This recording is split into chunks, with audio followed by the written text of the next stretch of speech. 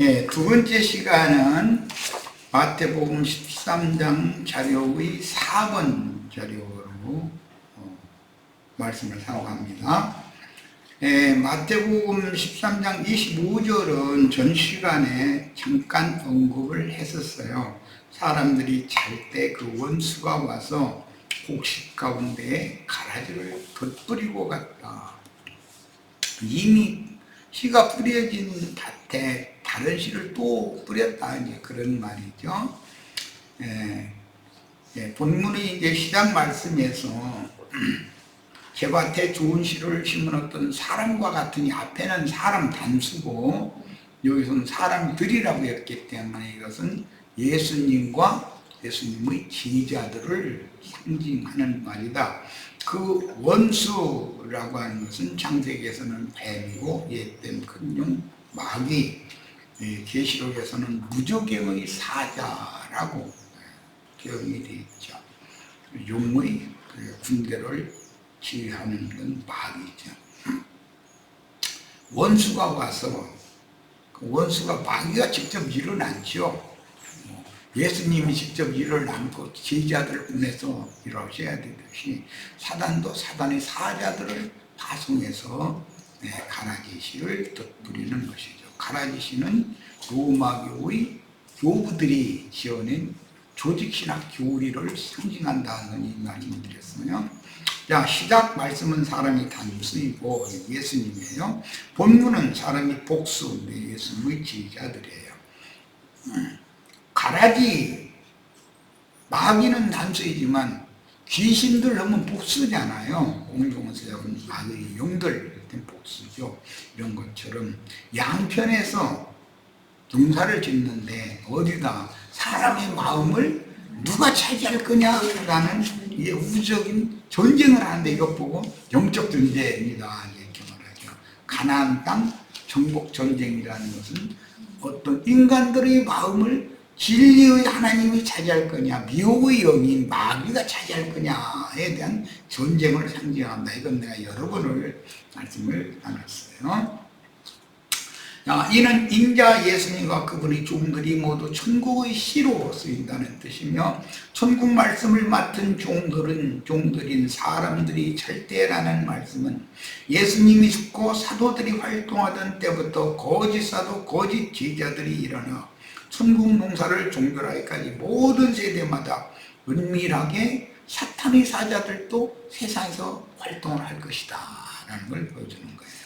주 안에서 자는 사람들, 자기 세대에게 자기가 맡은 사명을 충성스럽게 수행하고 죽어서 음부인 학원에 들어가 오는 부활 때를 기다리게 되는데, 말씀을 맡은 증인들이 자는 것은 자기 세대에게 사명을 수행하다가 주 안에서 죽은 것이며, 믿는 성도들이 죽은 것은 잔다고 표현을 하죠. 사실은 많은 열매를 맺기 위해 인자 예수께서 아버지께로 데려감을 받으신 것과 같이 제자들도 주님께 데려감을 받는 것이다. 그러니까 이제 첫 번째 일을 맡은 종들이죠. 그들이 첫 번째 나팔을 불게 마련인 거고, 그 대를 이어서 계속해서 두 번째, 세 번째 인을 띄고 나팔 불고 이렇게 하게 되는 거예요. 오늘 우리는 지금 이제 마지막 인이 열렸고, 계시록 10장 말씀, 영원한 복음이라는 게 이 말씀 우리에게 열렸고, 이 말씀을 우리는 전파할, 나팔을 불 사명을 받아가지고 있다. 증인들과 성도들이 자기 세대를 사는 동안 신실한 신앙생활을 하다가 각자가 이룬 구원을 그대로 가지고, 죽은 다음에는 더 구원을 이루거나 누구한테 전도를 받거나 그럴 수가 없는 거예요. 그래서 오직 구원을 이룬 정도대로 판단을 받을 뿐이에요. 주 안에서 죽어 잠들면 음보의 낙원으로 데려감을 받습니다. 순당하는 게 아니에요.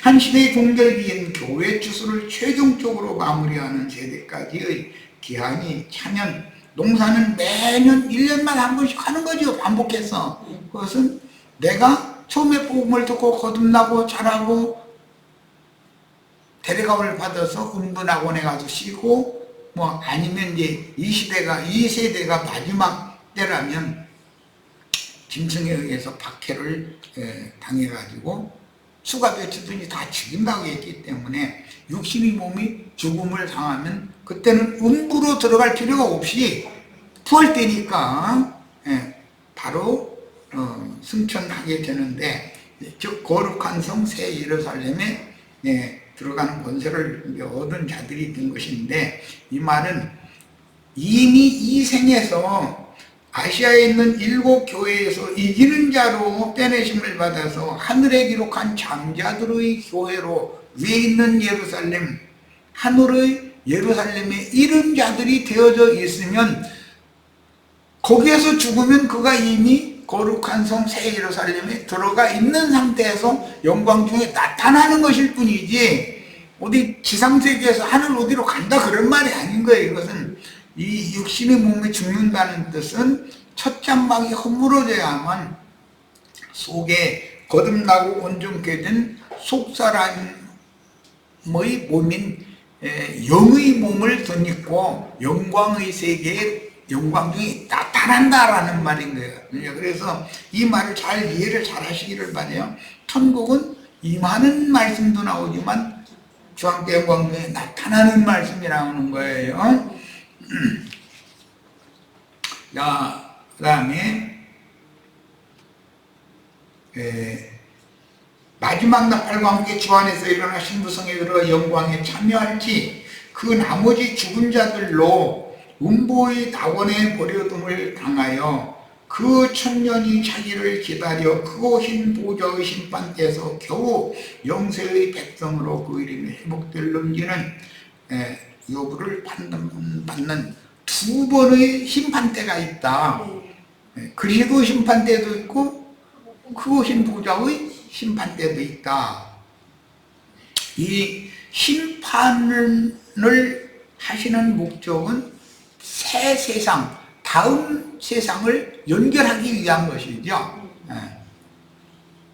우리는 하늘에 간직한 기업을 받을 시천사들이 되는 걸 추구를 하고, 어떤 사람들은 오는 세상에 그루터기로 남겨지기 위해서 짐승의 때를 몸으로 경험을 하고 살아남겨져 가지고 혹독한 고난을, 영적 고난을 경험을 한 다음에 살아남겨지는 새 세대를 위한 그루터기들이 되는 거예요.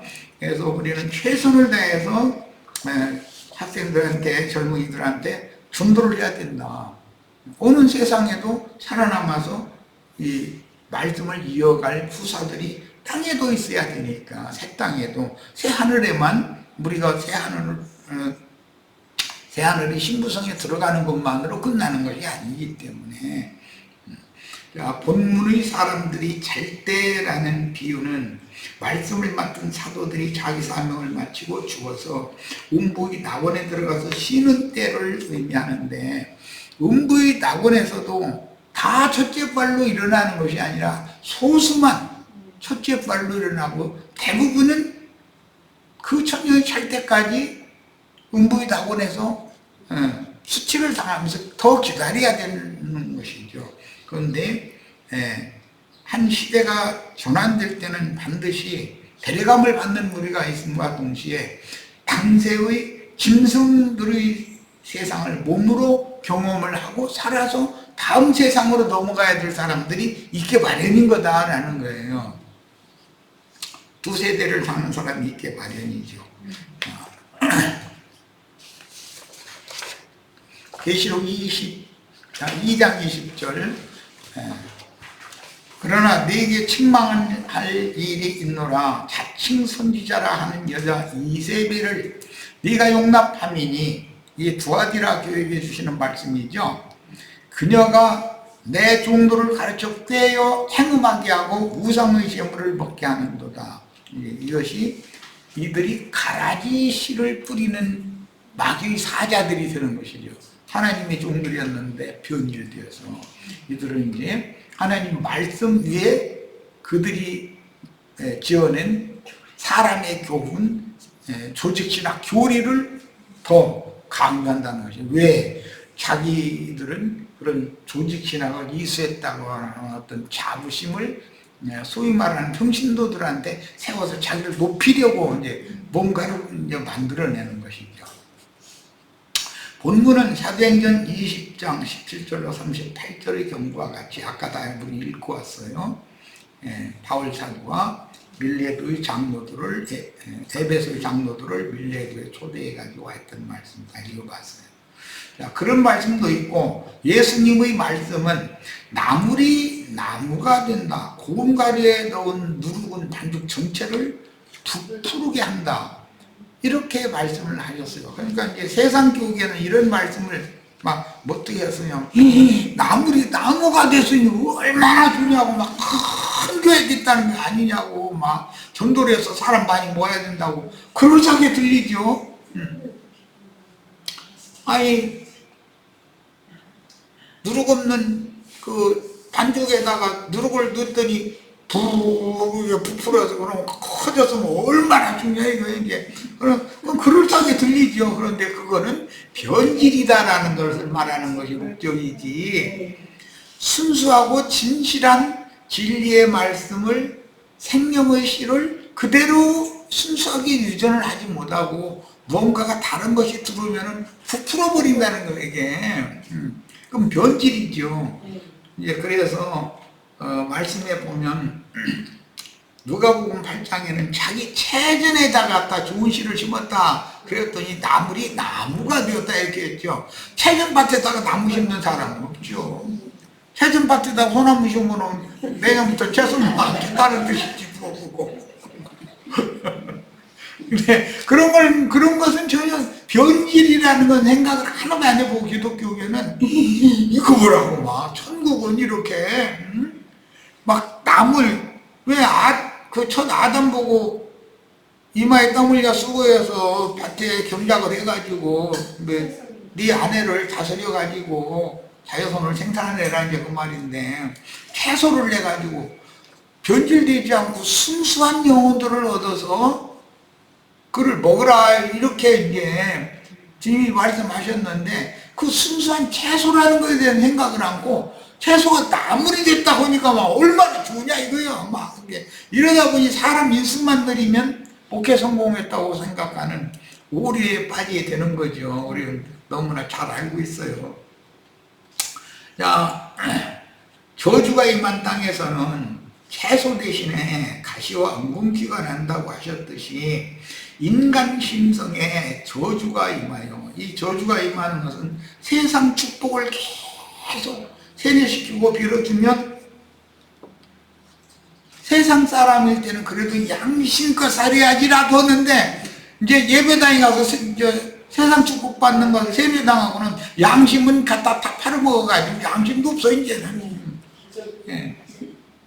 막 기도해가지고 하늘에서 막 사과 상자가 배상자가 쏟아지는데 이렇게 열어봤더니 5만원권이 막 하나 들어있는 그런 생각이 나오게 만들고, 이거 완전히 날강도 되게 만드는 거죠. 그러니까 그런 경우가 나중 형편이 처음보다도 더 못하게 됐다. 우리 처음에는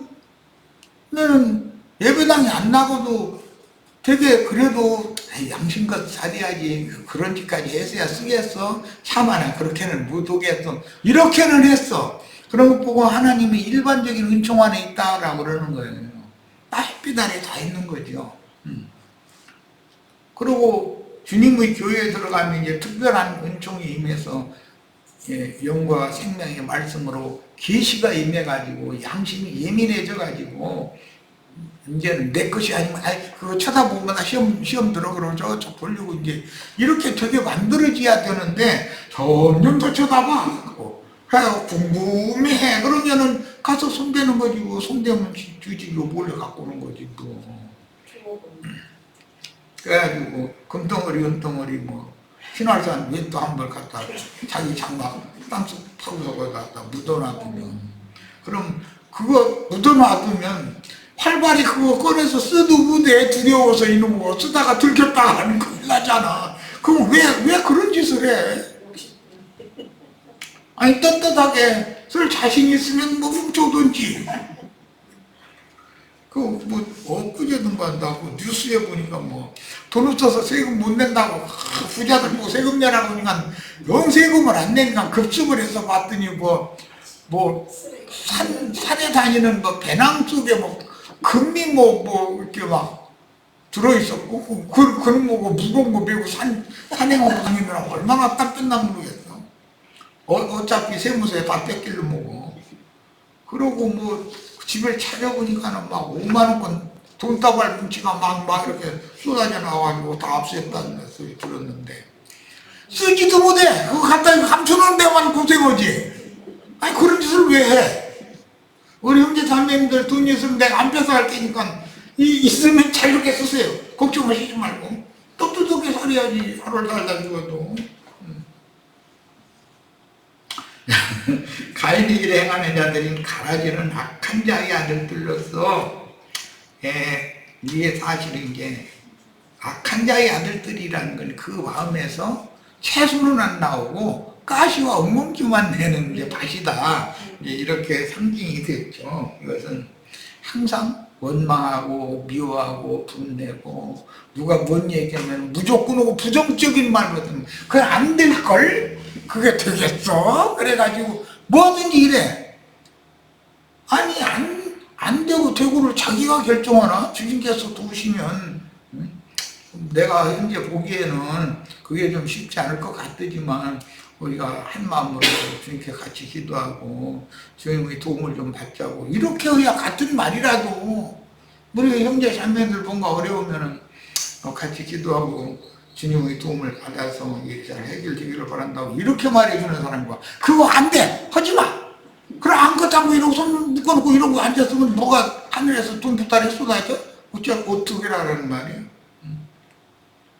이런 사람들이 그 마음에 독초의 씨앗이 떨어져 있어가지고 뿌리를 내렸기 때문에 회개한다고 해서 움지를 잘라도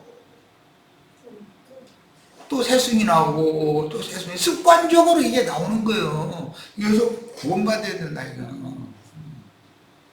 요새는 풀 죽이는 약도 선전 많이 해서 한 번 뿌리면 뭐 2년이고 3년인가 뭐 풀 안 내도 된다고 뭐 그래서 얼마나 뿌리채 그냥 씨 종자 자체를 죽여버리는 모양이지. 야 참 세주들 용해. 자 덧뿌렸다라는 말은 이미 씨가 뿌려졌는데 거기에 다른 씨를 또 뿌렸다라는 말이죠.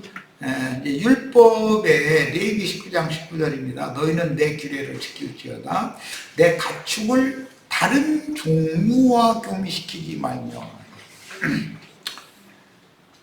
창세기에 보면 종류대로 다 나게 하셨죠. 바다의 물고기는 종류대로, 공중의 새는 또 종류대로, 풀은 종류대로, 곡식은 종류대로. 그런데 사람도 참 가지가지요. 내가 볼 때, 이렇게 생각이 다 가장 다르고 자기 주장이 이렇게 강한 사람들을 복음으로 다 굴복시켜가지고 그리스도 예수 안에서 한 몸을 이루게 하는 이거는 하나님의 어마어마한 능력이 아니면 안 된다. 그 다음에 내 밭에 두 종자를 섞어 뿌리지 말며 두 재료로 직조한 옷을 입지 말지며. 이게 세 가지인데 가축을 다른 종류가 다른 것과 경시키지 말아야 된다고 했고, 밭에는 다른 종자를 섞어서 뿌리지 말아야 된다고 했고, 옷은 두 가지 재료로 말하자면 식물성 재료와 동물성 재료를 이렇게 섞어서 만든 옷은 입으면 안 된다.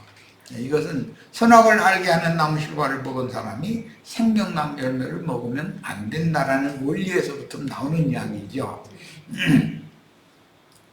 그러니까 하나님은 하나님의 종류를 생육 번성시키기를 원하시는 것이지 마귀의 종류를 생육 번성시키는 것을 원치 않는다. 그런 것을 알 수가 있어요. 신명기 22장 9절 네 포도원에 두 종자를 섞어 뿌리지 말라. 예. 그런데 참 이게 비밀입니다. 신약 마가복음에 보면 포도원에 무화과나무가 있었다 이렇게 되어 있죠. 무화과나무는 구약 율법 백성들을 상징하는 거예요. 포도나무는 신약의 은혜의 백성들을 상징하는 건데, 포도원에다가 무화과가 심겨져 있었다라는 것은 혼인잔치집에 혼인 예복을 입지 않고 다른 옷을 입고 온 사람과 같은 이치인 것이죠. 예. 그래서 포도원에 두 종자를 섞어 뿌리지 말라라는 말씀은 극상품 포도나무가 있는데 들포도나무도 있다. 이게 포도장을 들포도를 심으면은 들포도는 사람이 숨집어주고 농사부 안 해도 잘 두번성하고 열매도 잘 맺어. 억세고 잘 강해가지고. 그런데 이 참포도나무는 들포도한테 치여가지고 안건 저 참포도나무 들포도가 막 뱅뱅 가물가물 올라가 버려. 참 그런 거 보면은 세상에서도 종의 교란종이라는 얘기 뉴스에 가끔 나오죠. 보면 무슨 외국에서 이렇게 길어온 어떤 우리나라에서 애완동물로 기르다가서 버리면 그것이 생태계를 교란하는 교란종이 되어버리잖아요. 그런 것을 이제 매우 조심하고 이제 그러는데, 세상에서도 종을 보존을 하려고 한다. 종을. 다윈이라는 그 생물학자가 종의 기원이라는 책을 써가지고 아주 유명하죠. 그리하면 네가 뿌린 씨의 열매와 포도원의 소산을 다 빼앗길까 하노라.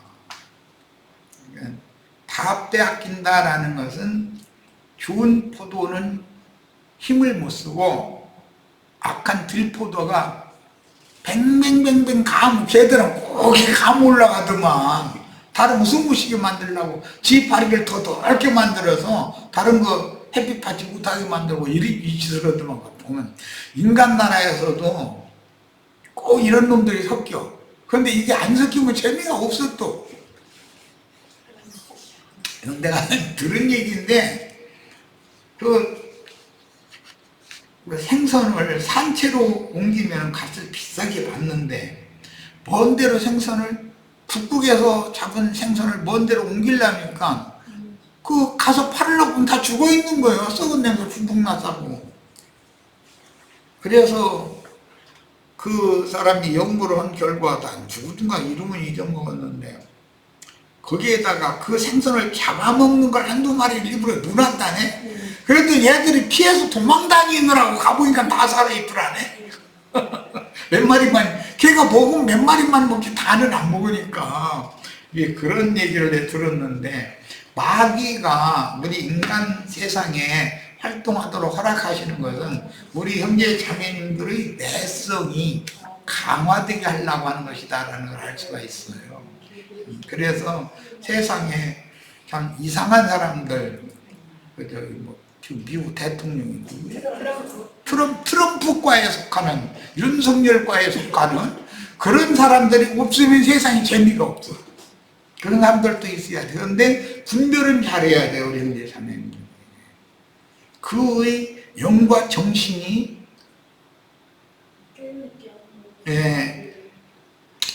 빈천하고 힘없는 사람들을 도우려는 뜻에서 그러는 건지, 타락한 인간들의 욕심에 의해서 자기 이익을 위해서, 자기 나라만을 위해서, 그거 보면 이제 국수주의라고 그러는데, 그런 이제 소인배라 그러는지. 그런데 욕심은 많은데 실제는 소인배인 것이에요. 뭐든지 넓게 크게 생각하지 못하는 그런 사람들을 짐승이라고 그러죠. 성경에서 바다짐승. 지금은 바다짐승이 나타나 있어요. 바다짐승, 저보다 더한 짐승이 어디가 있겠어. 자, 이사야 1장 4절 슬프다 범죄한 나라에 허물진 백성이요 행악의 종자요. 시, 암흑의 시라는 말 들어보시죠? 암흑의 시. 그리고 이제 아녀자 보고는 아무개 댁이라고 그러죠. 여주인이라는 말이에요. 댁이라는 거 그 집을 대표하는 여자다 그런 뜻으로 뭐 무슨 여기 신한댁들이지 신한댁들 어디 댁 이렇게 말하죠. 그 친정 동네를 들어서 그러면 이제 시와 댁이 한 가정을 이루어서 생육번성하는 이게 뭐 우리 인생사에도 성경의 비밀이 우리 인생사에서 늘 있는 일이죠. 이게 악만 행하는 종자가 있어. 종자가 그 종자면 시가 그런 시다는 거 아니에요. 그래서 우리나라 사람들은 그러죠. 자기 자식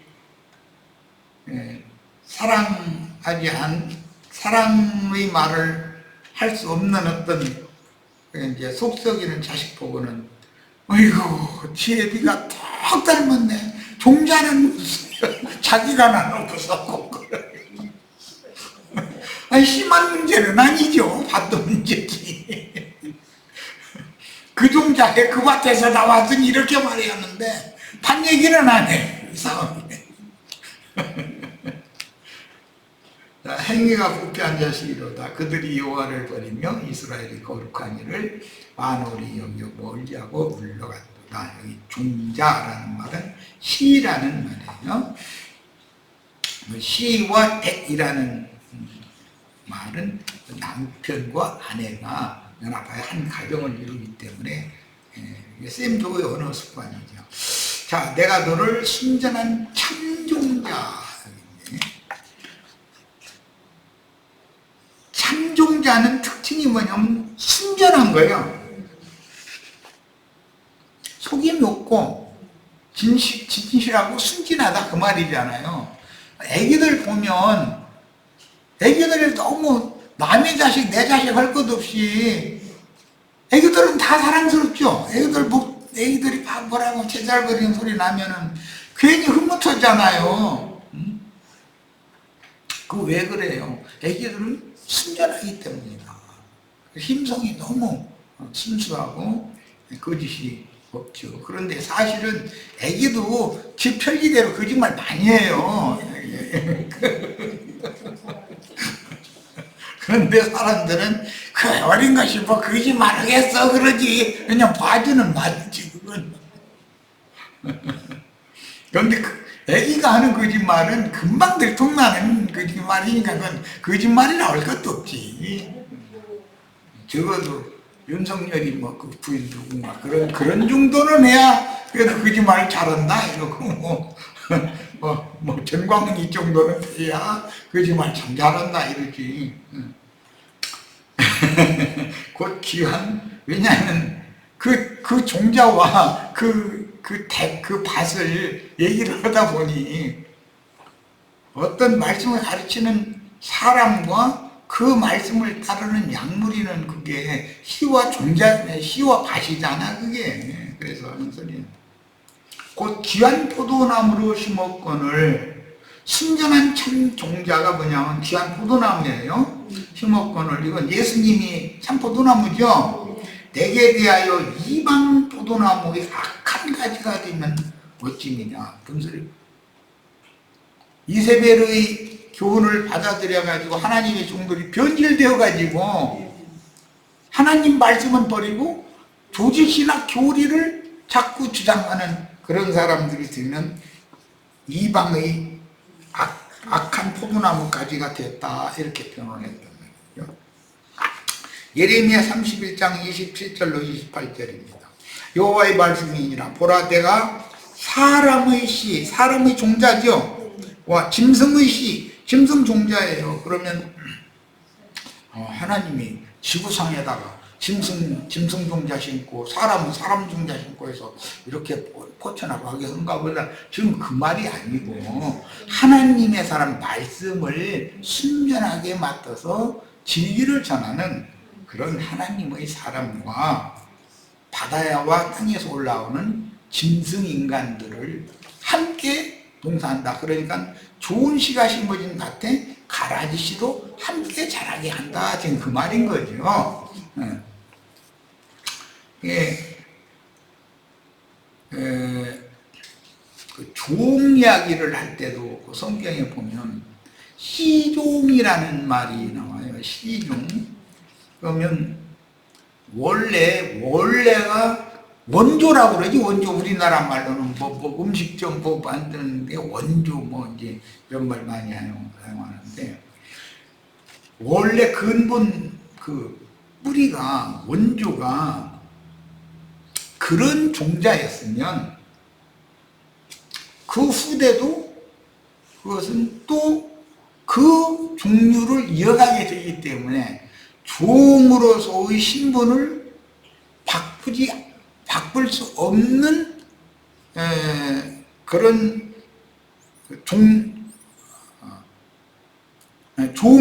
종의 신분이 절대 바꿔지지 않는 그런 사람을 시종이라고 그러죠. 그래서 이제 구약의 율법 말씀에 레위인들이 하나님 말씀을 가르친다, 씨를 맡았다, 이걸 주장을 해가면서 자신들은 레위인이라고 이렇게 말하면 나는 종의 영을 받았고 종의 영을 후대에 또 넣어주는 그런 시종이다, 그 말을 하는 것이거든. 그래서 그 사람들은 자신들의 입으로 감히 주님의 종을 대항하느냐, 이렇게 종을 그렇게 좋아해. 아니, 종놈이니까 믿는 성도들이 함부로 하는 것은 당연한 거지. 종놈한테 종님. 아니, 어떤 사람들 기도하는 걸 종님에게 뭘 어떻게 해달라고 뭐 이래서 돼. 아니, 종놈이지 왜 종님이야. 종놈은 그러면 성도들 보고는 형제님 자매니 오는 것이 맞는 거고, 형제 자매들은 지가 자칭 종을 자처하니까, 그 시종이니까 종놈아 이리 와, 이래야 맞지. 목사님 그러면 슴슴하고 왜 위치 안 맞는 거예요 지금 어느 사용법이. 창세기 11장 7절. 자, 우리가 내려가서, 여기 이제 창세기에 나오는 우리라고 하는 용어가 나오면 종물자 하나님, 예수님과 천사들을 말하는 거예요. 창조하실 때 천사들이 곁에서 하나님의 창조를 보고 그렇게 기뻐하고 외치고 뭐 즐거워했다 그랬잖아요. 우리가 내려가서 거기서 그들이 언어를 혼잡하게 하여 그들이 서로 알아듣지 못하게 하자 하시고, 오늘날 장로교단 조직신학 교리와 침례교단 조직신학 교리가 다르죠. 장로교단은 유아 세례에 오면은 구원받았다고 그러잖아요.